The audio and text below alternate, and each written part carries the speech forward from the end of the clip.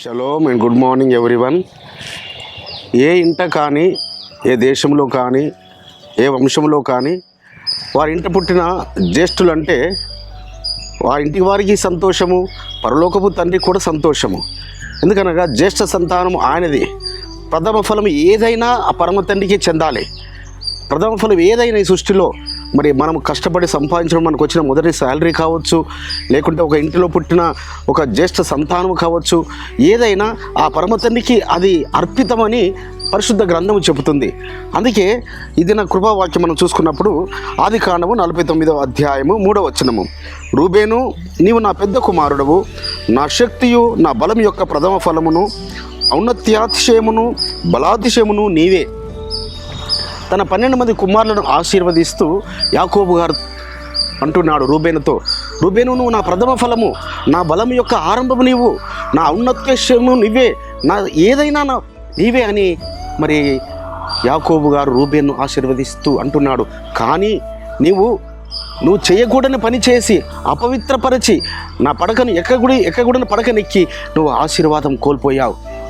ఎంత దౌర్భాగ్యమో అది. కానీ ఆ ఆశీర్వాదమును ఆయన చాలా తృణమాత్రంగా ఎంచుకున్నాడు రూబేను గారు. తను పాపము చేశాడు. కానీ బిడ్డలారా, పాపమునకు జోలి ఎంత మాత్రం వెళ్ళకూడదు.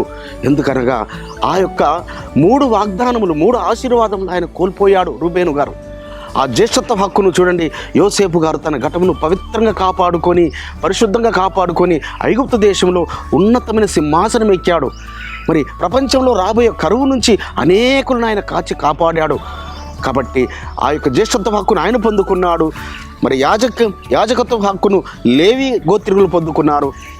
రాజరికము యూదా గోత్రం వశమైంది.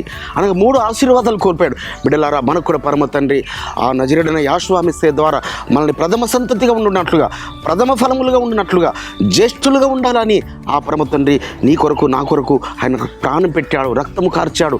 కాబట్టి నీవు నీ ఇంటిలో కానీ, నీ గోత్రంలో కానీ, నీ వంశంలో కానీ, నీవు ఏ యొక్క కుమారుడైనా, ఏక కుమార్తెవైనా నువ్వు జ్యేష్ఠులుగా ఎదగాలి, జ్యేష్ఠ ప్రథమ ఫలముగా ఎదగాలి. అప్పుడు పరమ తండ్రి ఆ యొక్క మృతుల పునరుత్థానములో, ఆ మృతుల పునరుత్థానంలో ప్రథమ ఫలము యెహోషువ మెస్సీయవారు కదా. కాబట్టి మృతుల పునరుత్థానంలో నీవు పాలిభాగస్తురాలు అవుతావు. ప్రథమ ఫలముగా ఆయన సన్నిధికి చేర్చబడతారు. ఆయన 2వ రాకడలో ఎత్తబడే గుంపులో నీవు ఉంటావు. బిడ్డలారా, అట్టి కృప పరమ తండ్రి మనందరికీ అనుగ్రహించునుగాక. ప్రార్థన చేసుకుందాం. పరిశుద్ధమైన తండ్రి, అవును నాయన, ప్రథమ ఫలము మీకు ప్రీతికరము, మీకు ఇష్టకరము, మీకు అది శ్రేష్టమైనది తండ్రి. ఆ శ్రేష్టమైన ప్రథమ ఫలముగా మమ్మల్ని ఉండడానికి కొరకు మీరు మీ రక్తముతో మమ్మల్ని వెలపెట్టి కొన్నారు. ఆ యొక్క శ్రేష్టమైన ఆ ప్రథమ ఫలములలో ఆ మొదటి ప్రభుత్వాలు మేము పాలిభాగస్తులు అడవడానికి కొరకు మీ కృప మాడలు విస్తరింపజేసి మహిమ పొందుకొనమని మా రక్షకుడు, విమోచకుడు నజరేయుడైన యెహోషువ మెస్సీయ నామమున స్తుతించి ప్రార్థించి వేడుకుంటున్నాం పరమ తండ్రి.